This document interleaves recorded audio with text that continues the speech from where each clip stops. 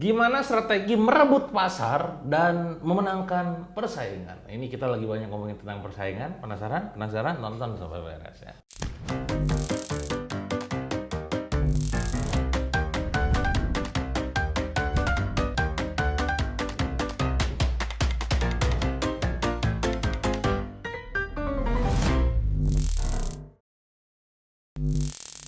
Oke, bicara masalah marketing itu ibarat perang ya, karena bagaimanapun juga kita pasti berhadapan dengan musuh ya.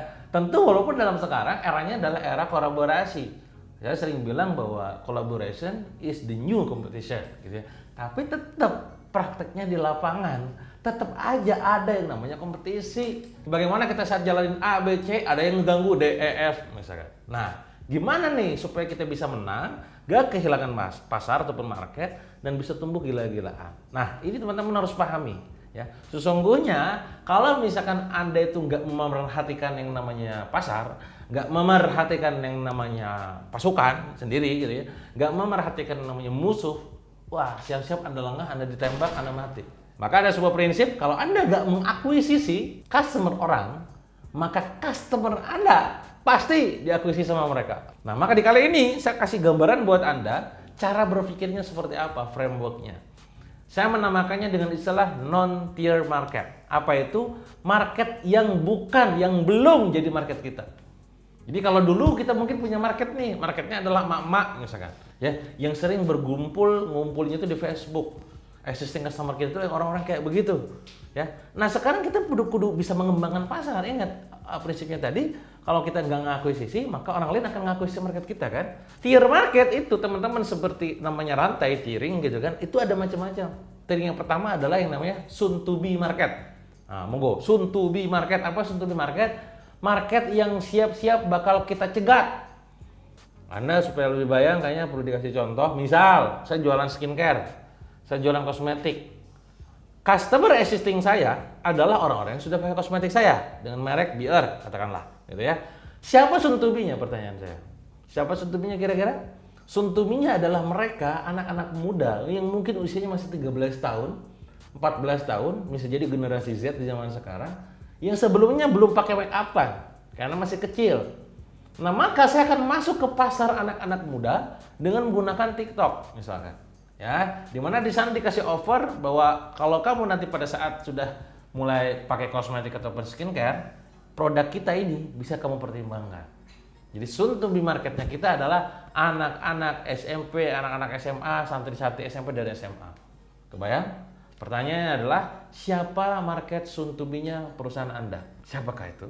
Pikirkan strateginya juga. Itu nomor satu, soon to be market. Kedua, shifting market. Shifting market artinya adalah market yang sebelumnya bisa jadi dia tuh sebenarnya sudah melakukan kebiasaan beli itu. Misalkan gini, apa solusi orang kalau pusing? Ayo, masalahnya kan pusing tuh, solusinya apa? Macam-macam ya.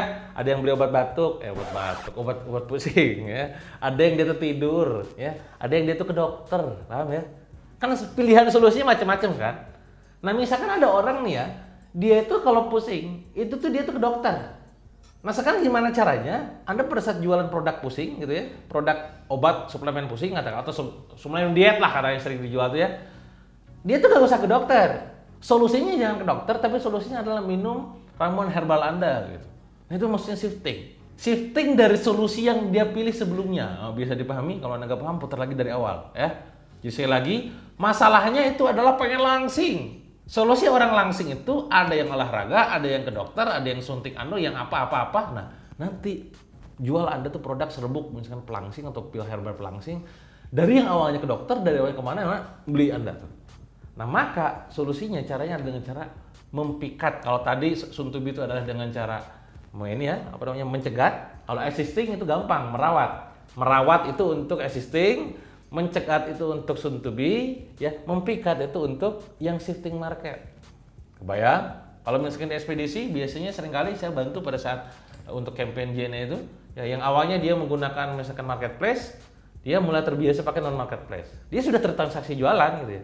Cuman bedanya adalah marketplace ke non marketplace. Contoh realnya dalam kehidupan sehari-hari. Apalagi Kang yang ketiga, tadi udah soon to be, udah shifting market. Yang ketiga adalah refusing market, refuse menolak. Siapa market refusing market? Adalah marketnya kompetitor Anda. Nah, berarti di sini harus mulai benturan value, benefit gitu kan. Di sana gini, gua gini, ya monggo dimainkan.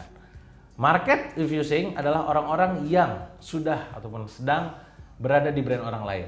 Bikin campaign-nya supaya bisa diembat ya. Kalau tadi dipikat, ini diembat gitu, pindah-pindah gitu. Nah, itu yang ketiga. Sekarang yang keempat adalah unexplored market. Market yang tidak tereksplor. Nah, maka yang kayak begini mesti kita garap, mesti disikat. Caranya gimana kita telusuri? Oh, contoh kalau dalam dunia pelatihan kayak saya, ada market yang tidak tereksplor. Apakah itu mereka adalah orang-orang yang berada di komunitas? Yang seringkali mereka itu katakanlah kebingungan, atau kampus-kampus deh yang bingung gimana caranya bisnis gitu kan. Nah, tidak tereksplor. Ya udah kita masuk. Kan segmennya beda banget. Nah, nanti masuk yang terakhir, yang kelima, apa itu unknown market. Unknown market apa itu? Market yang tidak kelihatan, tidak diketahui. Ini perlu kita usut. Contoh yang menarik adalah ternyata bank-bank ataupun bank-bank, bukan bank-bank nama orang ya, bank-bank gitu. Bank-bank, lembaga pemerintahan, instansi pemerintah, itu selalu ada budget namanya pembinaan untuk UMKM, betul kan? Nah, mereka tuh kadang seringkali bingung, seringkali bingung gitu ya. Duitnya tuh dikemanain. Nah, ini kita pemain industri pelatihan, itu jelas di sana ada market, ada duitnya kan. Ini perlu kita usut, kita bantu gitu. Itu contoh dalam dunia pelatihan. Bagaimana dalam dunia kosmetik, skincare, fashion, terus juga aksesoris dan lain-lain, ya mau nggak usut sendiri, mana yang bisnis gitu ya. Kebayang maksudnya ya? Jadi dengan framework 5 tier market tadi, itu setidaknya Anda bisa memperluas pasar. Dalam bahasa keren lainnya adalah market development. Market development mengembangkan pasar yang dulunya pasar cuma ini doang, sekarang pasar yang lain-lain digarap. Salah satu trik memperluas pasar, mendevelop pasar adalah dengan cara kolaborasi. Nah, makanya sekarang kalau misalkan Anda punya teman-teman yang sekiranya bisa diajak kolaborasi, monggo silakan kolaborasikan. Anda sendiri mungkin punya ide atau biasanya sudah jalan pengen kolaborasi sama saya, silakan kolaborasikan juga. Ya, nanti mungkin saya akan cantumkan di kolom deskripsi. Ya, ada sebuah holding perusahaan saya yang bisa Anda ajukan ke sana untuk kita bantu akselerasi bisnis supaya makin tumbuh lagi. Ya, pastinya semua tentang kolaborasi. Sekarang sekali lagi eranya adalah era kolaborasi. Kebayang ya teman-teman semua ya? Kalau misalkan Anda suka dengan konten seperti ini, jangan lupa untuk tetap like dan komen dan share pastinya supaya teman-teman yang juga dapat manfaat. Dan jangan lupa subscribe, bunyi loncengnya. Oke?